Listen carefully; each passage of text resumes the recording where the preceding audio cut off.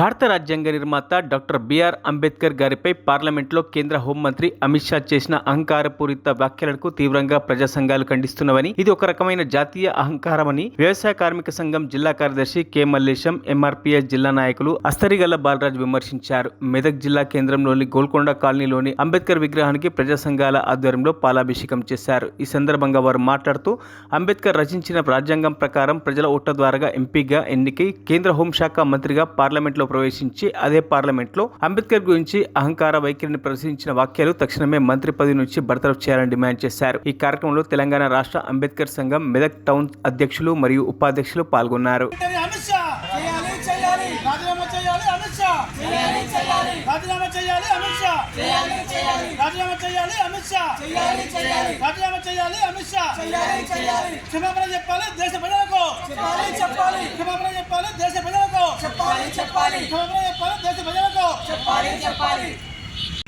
భారతదేశ హోంశాఖ మంత్రి అమిత్ షా బాబాసాహెబ్ అంబేద్కర్ భారతరత్న అయినటువంటి అంబేద్కర్పై అనుచిత వ్యాఖ్యలు చేసిన దానికి నిరసనగా ఈరోజు అంబేద్కర్ విగ్రహాన్ని పాలతో రావడం జరిగింది. మెదక్ జిల్లా కేంద్రంలోనే అమిత్ షా గారు రాజ్యాంగం పట్ల వ్యతిరేకంగా మాట్లాడుతూ భారత రత్నాలు అంబేద్కర్ గారిని కించపరుస్తూ మాట్లాడుతూ ఈరోజు పార్లమెంట్లో ఈ తీరని యొక్క భారతదేశ ప్రజలకు ఇది అన్యాయం కాబట్టి రాజ్యాంగాన్ని అవమానించిన వ్యక్తి వెంటనే రాజీనామా చేయాలని చెప్పి మేము ప్రజాసంఘాలను డిమాండ్ చేస్తూ ఉన్నాము.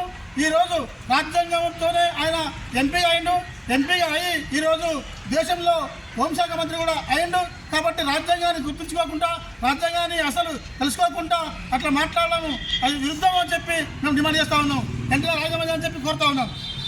మరిన్ని అప్డేట్స్ కోసం మా ఛానల్ని సబ్స్క్రైబ్ చేయండి.